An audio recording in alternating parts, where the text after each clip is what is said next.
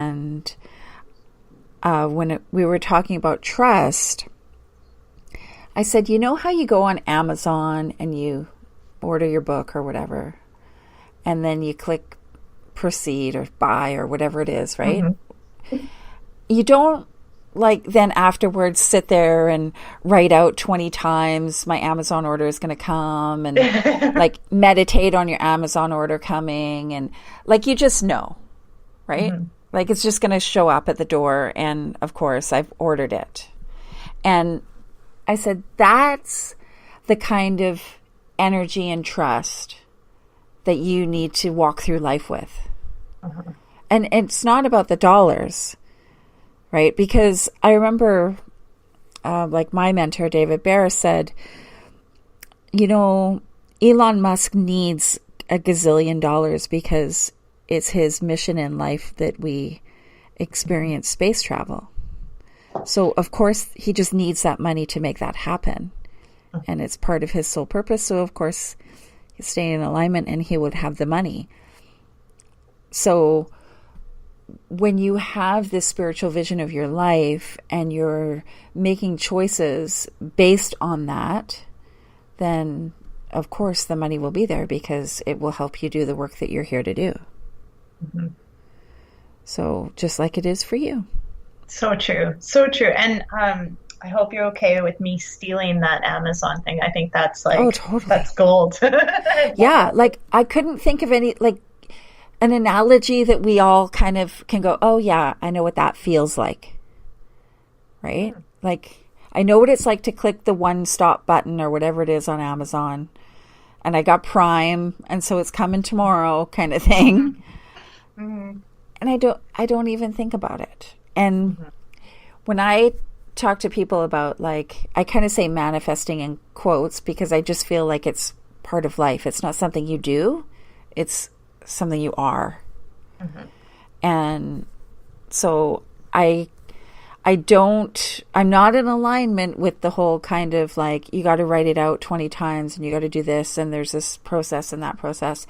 I think you need clarity and you need gratitude and forgiveness. Mm-hmm. And you need to take inspired action. I love that. It's so true. And one of the metaphors that I use with my clients is that God or the universe is like Google Maps, and they're always sending you directions. And Google Maps is a great navigation system. And it doesn't just sit there and tell you, okay, so to get from here to Vancouver, you're going to turn left, you're going to turn right, you're going to turn right, you're going to merge onto the freeway, you're going to get off on, exit 17, and then you're going to turn right, left. It doesn't tell you all that stuff when you get in the car and you're leaving the driveway. It tells you to turn left out your driveway, and then it tells you to turn right in, 300 meters. And so the universe is always throwing you these directions. I felt that I totally listened to when I went to Amsterdam, when I traveled through Europe, when this opportunity came up to go to UPW in Chicago, it was I have to go. And there's the next direction, turn right. That is such a great analogy because you don't have to know all the steps. You just have to know the next one. Right. And so I love that. So as much as you're going to steal my Amazon, I might steal that. Because, and the more precise you are with the directions, the more precise you'll get from your location to your direction. You just need to be clear, like you said, about where you're coming from and where you're going. And you can kind of manipulate that. Google Maps says no toll. You can put no toll roads, or you can put no bridges, or you can put fastest route, or you can put most scenic route. So totally. You can co-create with God exactly where you're going. Yeah. And you're right. It doesn't look like 20 mantras. I love mantras for helping people that are really full of doubt. Mm-hmm. I love mantras. I use them all the time. Yeah. But I don't feel like it's this... for many years, I was oh, this person's going to show me how to do this. Yes. Oh, no, there's this person over here. They have the secret. They know how they're going to, they're going to show me the way. Right. And it was always like this very kind of like, you have to do this, and then you do this, and then you're going to meditate, and then you're going to write it out, and then you're going to like sing it. Like it was all these steps, right? Yeah. And I just came to know, and like you said, a deep knowing that it's not about any of that. Mm-hmm. It's really about trust, forgiveness, gratitude, inspired action. Right. And there's no like, like place that you get to where you're going to level off. Like, right? Okay, I'm here now. I got it. Perfect. Yeah. So I know that there's a lot of people that feel burnt in investing in coaches and then kind of course, looking to that coach to get them somewhere, not looking inside. And I can kind of see it from both ways. Like, obviously, that was the next direction that they were to take because they've done it. And it is taking them to where they get. And then the lesson in that is often like, it's within you, it's within you, it's within you. Yeah, you still, you still need the guidance of a mentor. You still need the guidance of a coach to help keep you accountable and to teach you the things that you don't know because you don't know what you don't know. But if ever, just like with my coach, like if ever things don't turn out the way you expected them to, expectations, it's still meant to happen. And if you spend a bunch of time blaming someone else, it's unfortunate because you're going to miss the lesson that's actually being presented to you. Oh, totally. You're going to miss the gift. Right. And the most expensive lesson I've ever gotten, it was like, oh shit, look, I'm actually good enough. And I don't need anyone to make me good enough. I just got to love me. Mm-hmm. Right? Yeah. I realized only this year, that I'm not in a learning phase right now. Mm. I don't need to learn all the things from all the people. I need to implement. I need to work with my knowledge. And that realization was huge for me because I love learning, right? But once I had people saying like, wow, you're like, that's amazing, you're a great coach, or I remember these words came out of my mouth and I can't even believe they did. I got invited to go work at a retreat and I actually said, I'm not spiritual enough to go there. Oh. Yes, that's a good one. And at that point, I was like, did I just say that? And I had a friend, like a very dear friend, she was like, what the actual fuck did you just say? And I was like, oh, yeah. Okay. The next thing to be healed, right? Totally. Yeah. Totally. Oh my God. Such good conversation. Mm-hmm. I love all of that. And I remember reaching out like in such crisis, like, I don't know what's next. I don't know what's next. And I have to have a coach and I have to have a coach. And what I really needed in that moment was a mentor. And obviously that's different because you don't pay a mentor and everyone, nowadays is a coach. And so everyone was willing to charge me, but no one was willing to help me. And that helped me to figure out a lot of things about myself in the direction that I was heading in with under the direction of my coach, which I wasn't super aligned with. And also, like, I realized I'm pretty coached out in this moment. I'll call Tony Robbins my coach because I'm not hiring another 6-figure person right now because I haven't been listening to me at all. I've been listening to everyone else, and look where I am now. I'm down this road where financials seem to be everything to me right now, and more money, and it doesn't feel good. This is not me. This is not why I got into it. And yes, I want money, and yes, I want to live a great life, and yes, I want to help people, but I'm really forgetting about the helping people part. Right.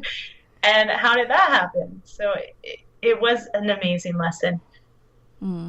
Yeah, and I'm back on track. Right? Yeah. And now I got more money. Yeah. So I love one of the comments that you wrote down in the kind of notes about this episode was how to see your business as your spiritual practice. Tell us a little bit about that. I love that because in my opinion, your business is sales, and that's how you get clients. Mm-hmm. And your sales are your spiritual practice. And so, as I talked about in the beginning, your business and your personal life, they're very hand in hand. So if you're blocked in your personal life, you're going to be blocked in your business. And so sales are a big, massive part of your business. And when you start to dive deep into sales, it almost makes people want to vomit. They're uncomfortable, what? I got to sell myself? Ew, that's so gross. And I don't want to be a used car salesman. I hear all of this resistance. And how beautiful is that? Oh, look, we can coach right there. Mm-hmm. And when you start to kind of get into the sales questions, it's amazing to even watch yourself do sales, because you can start to pinpoint. This is a practice that I still have is watching my sales videos, which you can dub whatever you want. Discovery session, first time coaching session, whatever you want. The truth is sales, and we're just comfortable to call it that. And you start to see where, I have this example of, I was having this session with a person, and that's what I call about it, sales. And we started talking, and when I got on with her, she was super standoffish, which I didn't understand why until she started saying oh, so you just reached out to sell to me.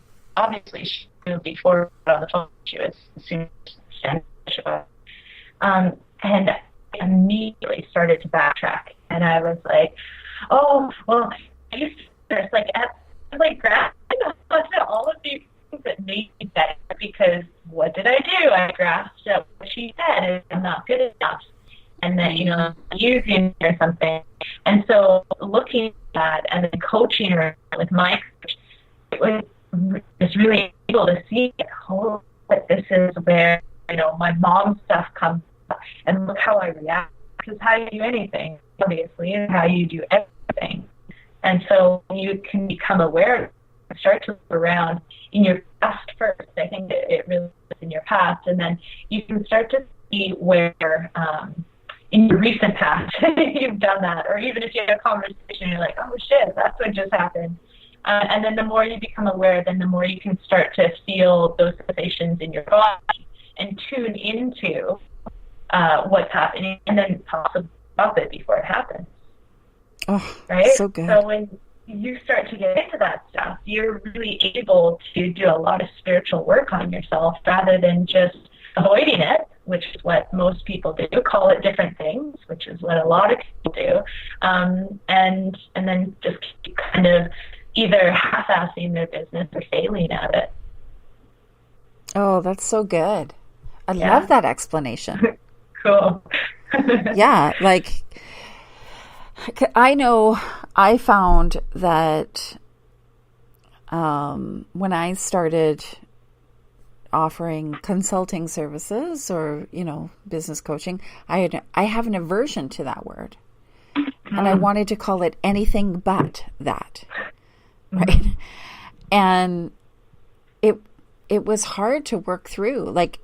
I don't often say I'm a business coach, but it is a good term for people to be able to instantly understand what I do. Mm-hmm. But my coaching is, it's spiritual and financial based. It's not just kind of random, hey, you should build a funnel kind of thing. Mm-hmm. Right? But I love how you say, we try to call it different things, or, we just don't do it. Mm-hmm. The first time I did a webinar in the launch of my course, Money Rockstars, I didn't even sell. And I got to an hour and I was oh my God, I haven't even sold. I need to get off this thing. I haven't even offered this for sale to anybody. I was like, okay, we're done. That's great. See you guys later. Bye. And then I got off and